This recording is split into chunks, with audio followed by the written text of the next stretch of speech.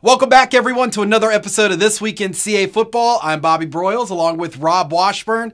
Another Saturday in the books, Rob, and there is quite a bit to take away from last weekend. Headlined by an impressive effort on the road by Towson, knocking off the defending conference champs. What a tremendous performance by the Tigers as they became the first team to knock off the Black Bears in Orono since 2017.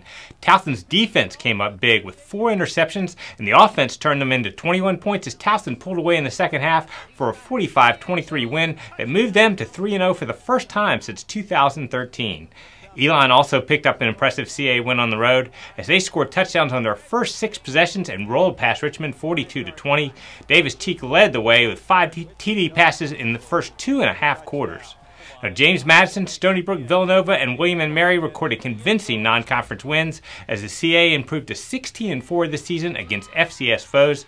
And when you have the best non-conference record of any FCS league in the country, you're rewarded in the national polls as the CA once again this week has 6 teams ranked in the top 25. Yep. As we flip the page to week 4 of the college football season, we have another pair of conference matchups this Saturday, and we begin with a pair of undefeated teams as Towson returns home to take on Villanova at 6 o'clock on FlowFootball.com. Yeah, Towson doesn't get any time to enjoy that win over Maine as it welcomes a Villanova squad that is also nationally ranked and off to a 3-0 start. The Tigers' offense suffered a blow when All-America running back Shane Simpson suffered a knee injury at Maine, but senior UD Thanrat helped fill the void by running for 4 touchdowns in the victory. Quarterback Tom Flacco continues to be amazingly efficient, throwing for 788 yards and 5 touchdowns with no interceptions this season, and he was Towson's top rusher last week with 68 yards. The Tigers' defense has made huge strides from a year ago, allowing less than 16 points per game while forcing 9 turnovers. Linebacker Kobe Tippett has picked off a pass in all 3 games, and Keon Pay has 2 long interception returns in the past 2 weeks. Now, Villanova has been dominant through the non-conference portion of the schedule, winning all 3 games by at least 20 points. Offensively, quarterback Daniel Smith has thrown 3 TD passes in all 3 games and has added 2 TDs on the ground, while Justin Covington has topped the 100-yard rushing mark in all 3 contests and is averaging an unbelievable 10.5 yards per carry. On the other side of the ball, the Wildcats rank 4th in the nation in scoring defense, allowing just 11 points per game, and are 6th in FCS against the run. Now, Villanova has also been very opportunistic, scoring a defensive touchdown in all 3 games, including 2 pick-sixes from Jaquan Amos. This is a fantastic matchup between 2 of the best teams in FCS football, and I'll be surprised if this one doesn't go down to the wire. The other conference matchup pairs 2 teams looking to get their first win of the season as New Hampshire plays host to Rhode Island at 6 o'clock on FlowFootball.com and locally on NECN. Yeah, both of these teams have played much better than their records would suggest. New Hampshire dropped a heartbreaker at Holy Cross in its opener and then led FBS FIU 17-13 in the 3rd quarter before falling last week. Max Brosmer became the first 2 freshmen to start a game at quarterback for the Wildcats on Saturday and responded by passing for 224 yards and 2 touchdowns. UNH has also had some success on the ground with Carlos Washington topping the 100-yard mark against Holy Cross and Evan Gray picking up 71 yards a week ago. Now, the Wildcats have been solid on defense, giving up just 21 points per game. Cameron Brusco has recorded 17 tackles and 3 tackles for loss in the first 2 weeks. Rhode Island has to be chomping at the bit to get back on the field, having been off since that tough triple overtime loss to Delaware back on September 7th. The Rams have one of the most prolific passing attacks in FCS, with quarterback Vito Priori coming off a career-best 430-yard, 3-touchdown effort against the Blue Hens. All-America wide receiver Aaron Parker has been unstoppable, leading the nation with 21 catches for 371 yards through 2 games. Rhode Island's defense has been paced by linebacker Brandon Javier Castillo, who is coming off a career-best 14-tackle effort that included an interception against Delaware. At noon, Maine looks to get back on track as they visit Colgate on Watch Stadium. Yeah, as we touched on earlier, Maine was its own worst enemy in last Saturday's setback to Towson with the 4 turnovers. The Black Bears have had no issues moving the ball, averaging a CA best 470 yards per game, and quarterback Chris Ferguson is number 1 in FCS in passing, having thrown for over 1,100 yards. Now, Maine has 5 receivers with double-digit catches, and Ernest Edwards is currently riding an incredible streak of 10 consecutive games with a touchdown. Now, defensively, Maine leads the CA against the pass and ranks 4th overall, but the Black Bears have forced just 1 turnover and recorded just 1 sack in 3 games. Those are areas they excelled in a year ago and will like to improve on going forward. Now, defending Patriot League champ Colgate is off to an 0-3 start with 2 of those losses coming to CAA foes Villanova and William and Mary. Star quarterback Grant Brenneman was injured in the first quarter against the Tribe, and the Raiders managed just 215 total yards while giving up 443. Also at noon, Elon steps out of conference and makes a short trip to Wake Forest on the ACC Regional Sports Network and on the Watch ESPN app. Yeah, Elon's playing its 3rd road game in 4 weeks, but the Phoenix has to be feeling good following its 42-20 victory at Richmond last week in the CAA opener. Elon scored touchdowns on its first 6 possessions with quarterback Davis Cheek, tossing a career-high 5 TDs to 5 different receivers. Cheek also extended his amazing streak of pass attempts without an interception to 191. Now, his top target has been Cortez Weeks, who has found the end zone in all 3 games this season. The Phoenix defense has been very tough against the run this season and limited Richmond to 96 yards on the ground. Elon is also tied for the CAA lead in sacks with 8.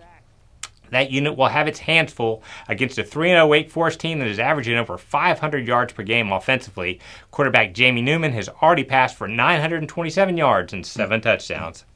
At 1 o'clock, Delaware will be at home again on Saturday as they welcome Penn on FlowFootball.com. Yeah, Delaware will be looking to get back on the winning track after dropping its first game of the season to top-ranked North Dakota State last Saturday. There were some bright spots for the Blue Hens offensively against the Bison, as Will Knight ran for a career-high 115 yards on only 8 carries and also caught 3 passes for 46 yards. Quarterback Nolan Henderson, who has shown the ability to make some plays with his legs, was under center for most of the second half last week and completed 9 of 12 passes for 125 yards and 2 TDs. Now, the Blue Hens defense was unable to slow down the NDSU attack and will be looking to return to the form they showed in the first 2 games.